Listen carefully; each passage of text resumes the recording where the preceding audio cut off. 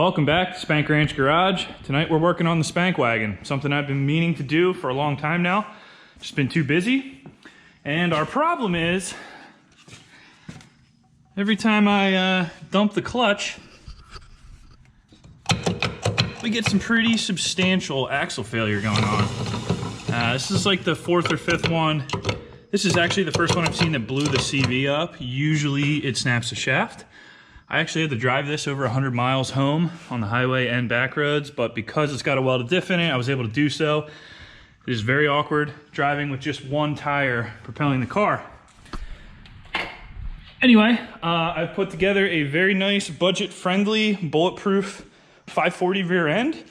We'll get into some of the part numbers and special options you need to find, but I was able to snag everything I need to do this upgrade. Driveshaft 2 axles and the diff from my local junkyards for about 150 bucks. All right, let's get some crap out of the way so we can get this diff and axles up.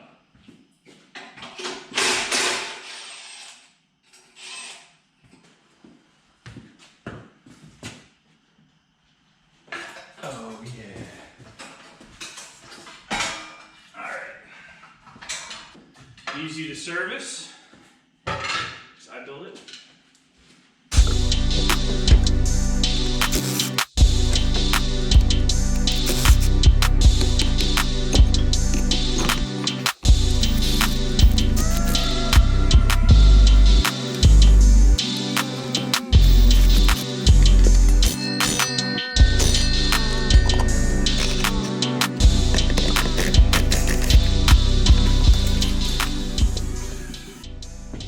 Two tricks I want to show you. One, it's very hard to hold that nut because of where this frame rail is. Typically you got to drop the subframe a little bit. Take a vice grip, clamp an 18mm socket in it. I know it looks incredibly ghetto. That baby will drop right in on there. Oh. Drops right in. Now you can hold that nut. It's only a nut. And then you're going to hit it with an impact from the front. Right up here. She'll come right out. You don't need to drop subframe, do anything fancy, no special tools required. And also take a zip tie, pull your axles forward. Let them hang on the lower control arm front mount. That way this diff is going to just drop straight down, nothing's dangling in your face. Just makes it a little easier.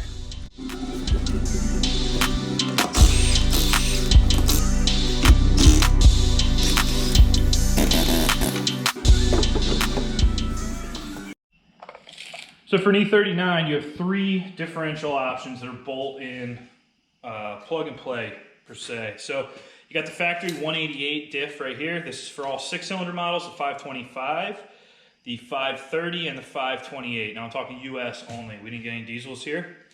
And then you have the 215 diff, which is out of the 540i. It's got a bigger pinion, bigger ring gear, better axle options, more axle splines. This diff was kind of slept on for a long time, but they actually put the same ring and pinion and carrier in the E90s, the 335i, as well as the 135i. So these diffs used to be trash, but now they're actually getting a good bit of aftermarket support because there's so many E90 and 135i owners looking to upgrade their diffs.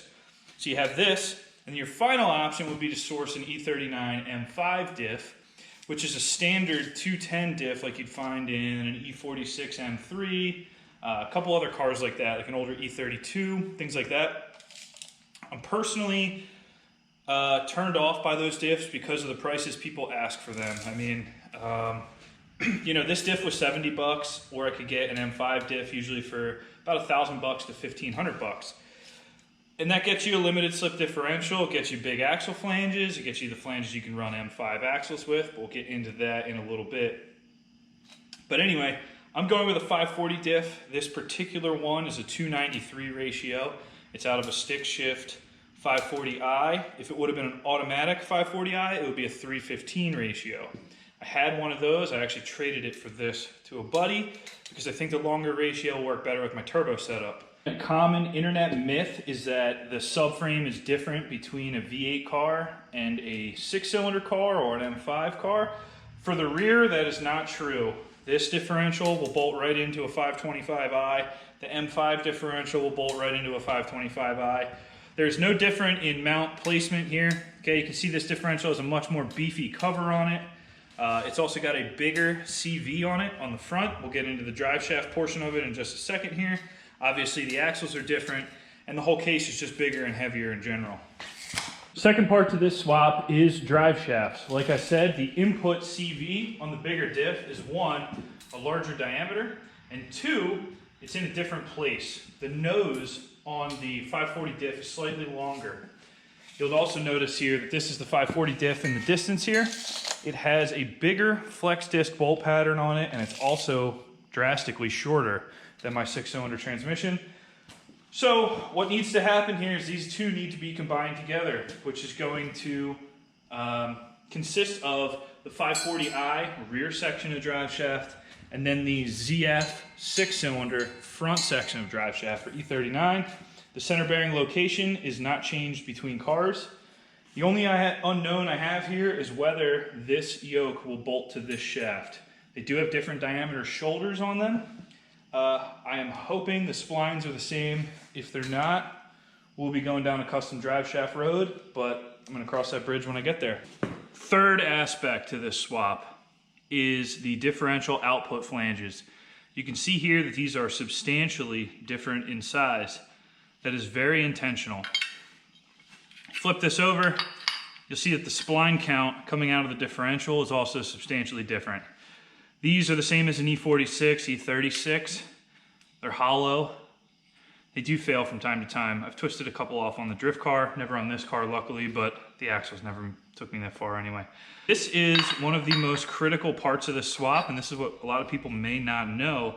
There's 3 different bolt circles for E39 axles. You have the small pattern, which is 6-cylinder car in the US, all of them. 530, 528, 520, or 525, okay? Stick shift or automatic, doesn't matter. Then you have a pattern that's in the middle. It's got this size input shaft on it, or spline diameter, but it's a slightly smaller bolt pattern, and that's what you're gonna find in your standard 540, whether it's stick shift or automatic. And third is this flange, which I particularly was looking for. This is a flange out of a 540 automatic sport model. I forget what the option is. I think it's A205, A204, something like that. I'll post a link in the description to the part number for this, and then you can cross-reference it and figure it out where to get one from. The reason I chose this is because, one, I have 540 axles to fit this, and they have very beefy CV joints on them, and two, this is the same bolt circle as M5 axles. So this upgrade has the ability to go to another level if I need to, right? I don't want to buy M5 axles because they're expensive and they're a little harder to come by. However, it's nice having that option. I could just put 540 axles in this, standard flanges, and I'll be going down the road. And when I start to break them, then I gotta wonder, well, what's my next step? So this is the next step. I'm going with these right off the start. I have standard 540 axles to fit these. And then when the time comes, if I start breaking those and I want to put M5 axles in, it's a direct plug and play, bolt in deal.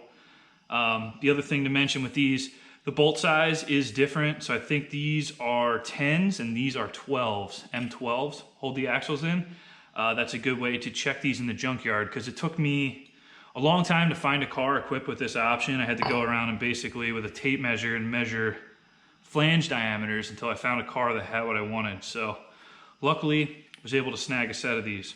Probably most importantly are the axles, and this is what got me going down the path of this upgrade, because I've been breaking 6-cylinder axles way too often. And this isn't even a car that I really beat on compared to some of my other cars. So this is the first time I blew a CV up. Typically it breaks the shaft, but either way, I always run genuine BMW axles. I don't play around with the Chinese aftermarket crap. I mean, they're okay, but you know, a couple brewskis, couple burnouts, these things are shot. So anyway, the golden ticket here are these sport automatic 540 axles. Here's the part number here. I'm gonna post a link, or I'll post a part number in the description so you guys can find these. But these come out of that sport package 540 automatic that I was talking about. And they fit the big flanges. And it's an M5 sized bolt pattern. So if I ever do make these fail, I can upgrade to the M5 axles very easily. question is, will I ever make these fail? All right, they do have a substantially bigger CV joint. So if you look at that axle side joint there, that's a whopper compared to that little turd. Secondly, the outer diameter of this is just a smidge smaller than the 6-cylinder one. However, the 6-cylinder one is hollow, and I'm always tearing them apart. They also neck down substantially at the boot.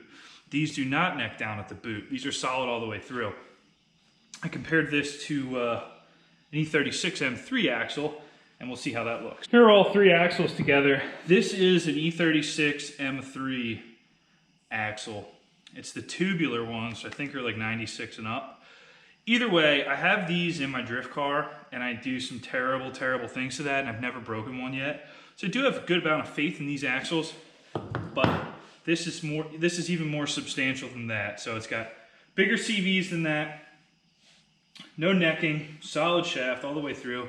You can tell these are very heavy. I mean, they are very heavy. I should do a weight comparison between the two, but they're very heavy. Either way, I don't plan on breaking these, but the whole point of this swap is preparing for the future. So if I were to start breaking these, I can upgrade to M5 ones with no other modifications required. And then the last part of this upgrade will be a wave track helical limited slip unit here. So I'm gonna make a separate video on the wave track showing how I install it, how I test it, how I beat the crap out of it, and can I actually drift reliably on this while having an absolute factory ride to work every day? That's what I'm looking for. May not be possible, but we're gonna try it.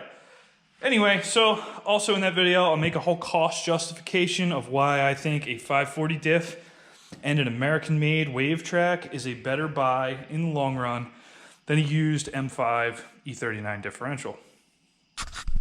Let's get started cracking these drive shafts apart. I'm getting a little worried. I'm comparing this thing and rip my bench off here. Dang, son. In the middle of rebuilding the differential and putting the wave track unit in, but I don't have fluid to finish it up tonight, so I figured I'd get started on this drive shaft. Okay. That looks pretty beefy. I'm worried. Here's my 6-cylinder shaft. I think the writing's on the wall. I'm about to be screwed right now. There's just no way that's got the same set of splines on it with this little bearing. Crap. Crampola. Oh, they're tiny. Crap! Look at the difference in these bad mamba jambas. This really foils my plans. All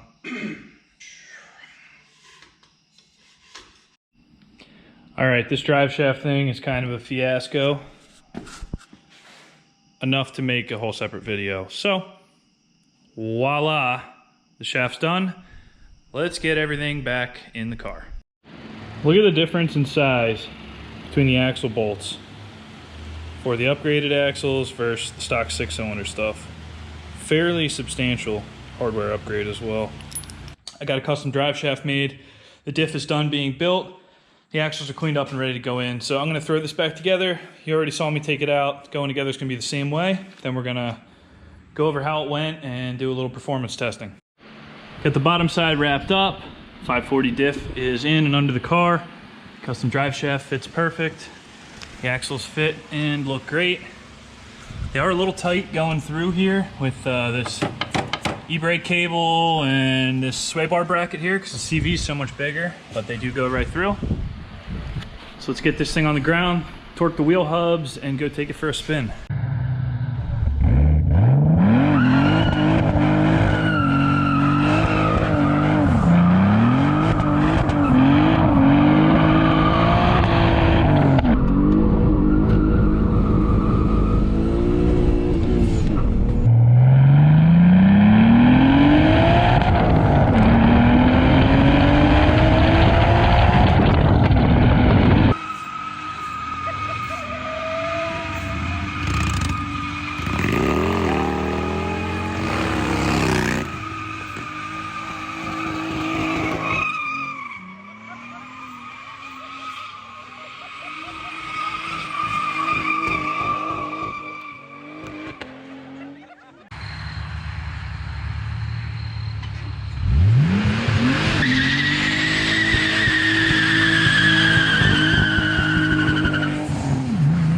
Well, it's been about 3 weeks since I did this upgrade.